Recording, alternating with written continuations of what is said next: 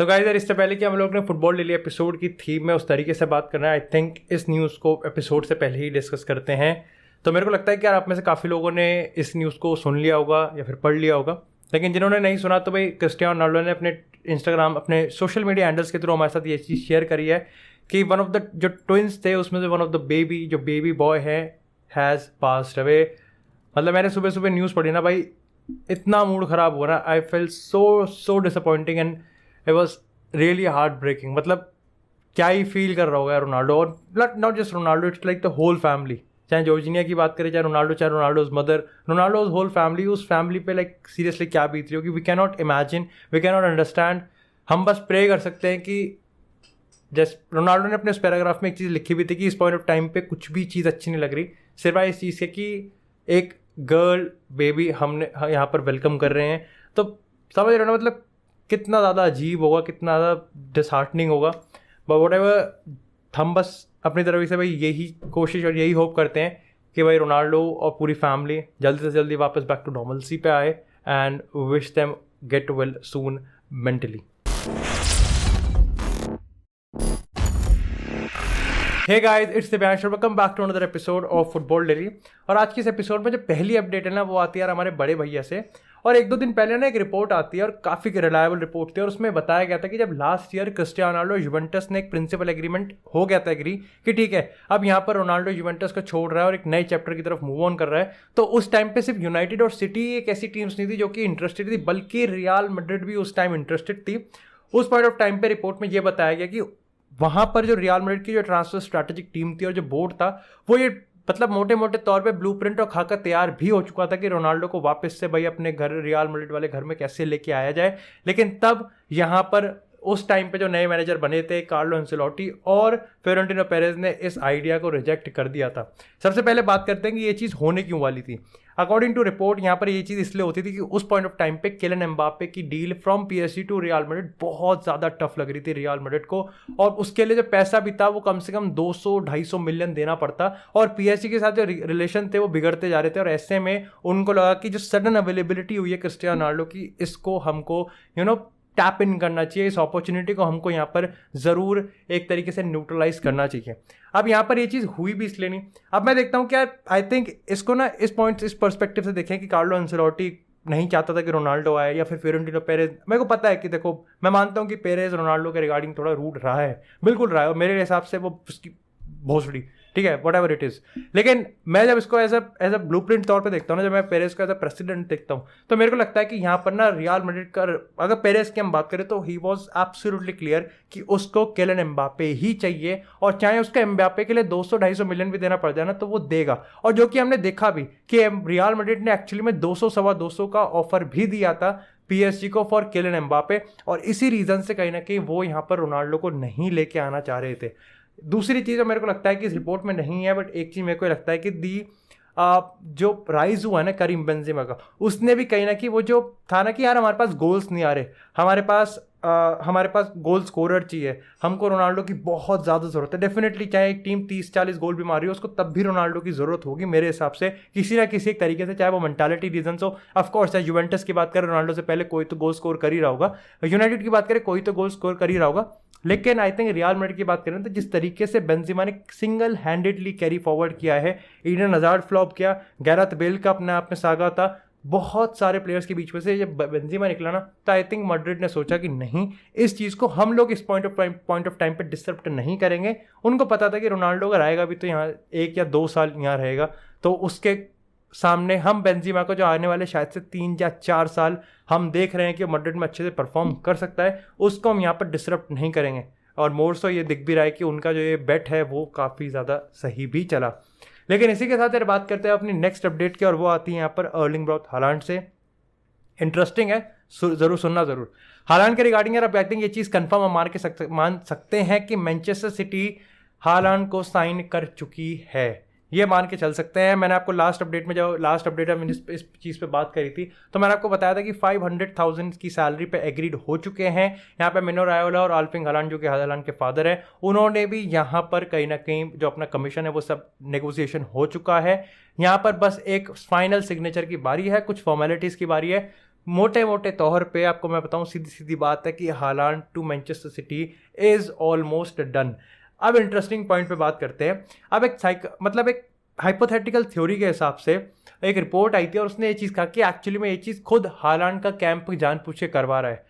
वो यहाँ पर या तो ये चीज़ है कि या तो सही में ही सिटी ने बिल्कुल साइन कर ही लिया है और बस वो फाइनल सिग्नेचर की बारी है, या फिर हालांड का कैंप इसलिए करवाना चाह रहा है जिससे रियल मैड्रिड पे एक साइकोलॉजिकल प्रेशर बने कि वो यहाँ पर कहीं ना कहीं मतलब हालांड के लिए पुश करे। आप इसके रिगार्डिंग आई थिंक आप गोल की एक रिपोर्ट भी पढ़ सकते हो, आप कितना रिलायबल मानते हो मेरे को नहीं पता, बस आप एक फॉर रेफरेंस आप एक पढ़ सकते हो कि गोल ने लिखा था कि रियल मैड्रिड हालांड के लिए इतना पुश नहीं करेगी क्योंकि वो अभी फिलहाल एम्बापे के लिए ज़्यादा फोकस्ड है। ये मैं आपको गोल की रिपोर्ट इसलिए बता रहा हूँ क्योंकि बहुत ही उल्टी है जो कि कहीं ना कहीं बाकी चल रही है। बाकी जगह आप देखोगे तो आपको पढ़ने में आएगा कि हालांड ने रियल मैड्रिड को रिजेक्ट कर दिया है, गोल ने बोला है कि रियल मैड्रिड ने हालांड को कहीं ना कहीं पुश नहीं किया है, और इसलिए आप कह सकते हो कि नहीं, इट वॉज नॉट कि हालांड ने रियल मैड्रिड को रिजेक्ट किया है, लेकिन रियल मैड्रिड ही अपनी तरीके से पुश नहीं कर रही।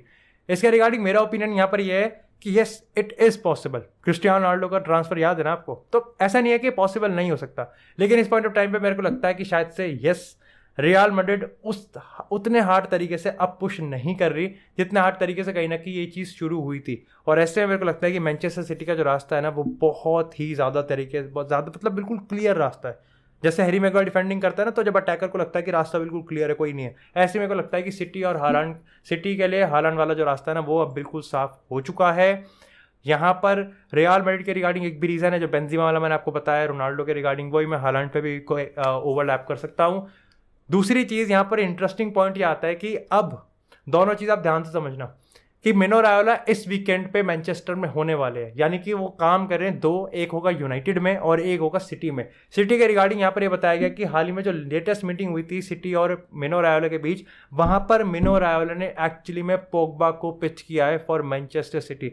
This is actually something very very huge और अनएक्सपेक्टेड था। अब तक यूवेंटस, रियल मैड्रिड, PSG के बारे में हम बात कर रहे थे, लेकिन ऑल ऑफ अ सडन यहाँ पर मैनचेस्टर सिटी अब कहीं ना कहीं रेस में दिख रही है। Why I am actually vouching for this idea is because कि आपको सुना होगा कि सिटी मिडफील्डर के पीछे पड़ी हुई है, चाहे वो डेक्लन राइस हो, चाहे वो चुआमेनी हो जिस पर हम बात करेंगे, और चाहे अब वो यहाँ पर पॉल पोग्बा हो।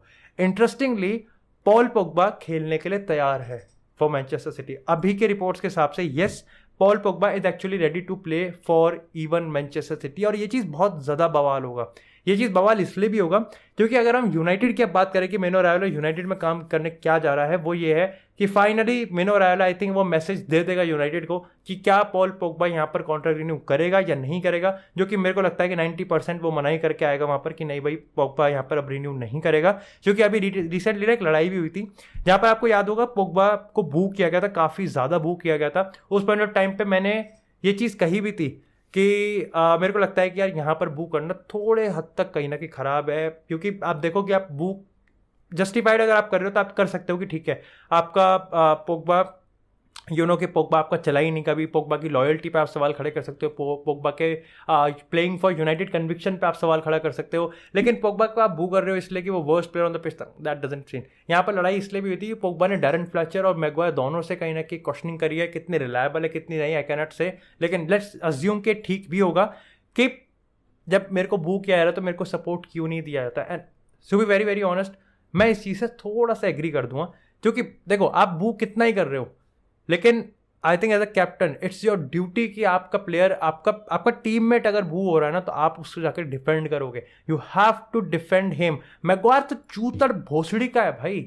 उसको पूरी दुनिया डिफेंड कर देगी, पर वो कैप्टनसी का एक चीज नहीं करता। आई स्टिल बिलीव जिस टाइम रियल मैड्रिड में ना बेंजिमा को बू किया जाता था एक टाइम पे, रोनाल्डो, रामोस, मॉड्रिच, भाई ये सारे प्लेयर्स स्टेप अप करते थे। जिस टाइम गैरेथ बेल को बू किया जाता था ना, ये सारे प्लेयर्स स्टेप अप करते थे, चाहे उन पे कैप्टन आर्मबैंड हो या ना हो। इस भसूड़ी वाले के पास कैप्टन आर्मबैंड है बट ये फिर भी नहीं करता। आई एम नॉट सेइंग कि पोग्बा को बू करना गलत है, आई एम जस्ट सेइंग कि किसी को बू करने के बाद कम से कम मैग्वायर वो चीज़ कर तो सकता है ना, डिफेंड तो कर ही सकता है ना एटलीस्ट। अब वो चीज़ मतलब ठीक है, मैं तो कह रहा हूँ कि पोग्बा अगर सिटी के लिए खेलेगा तो लोग भोसड़ी का बिल्कुल ही चूतिया वाली हरकतें कर रहा है, मतलब हद हो गई।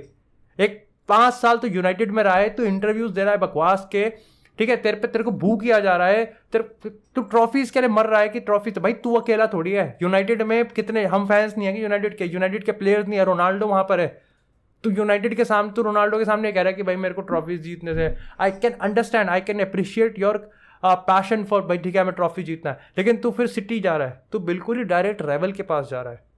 बट ठीक है, I cannot say this is football. हो सकता है, हम तो पिछले साल जॉर्ज मेंडस वाली कहानी भी देख रहे थे कि उसने सिटी को कैसे यूज़ किया, शायद से एलिजिटली उसने कैसे यूज़ किया फॉर मैनचेस्टर यूनाइटेड, जो कि सही भी आइडिया था जॉर्ज मेंडस का।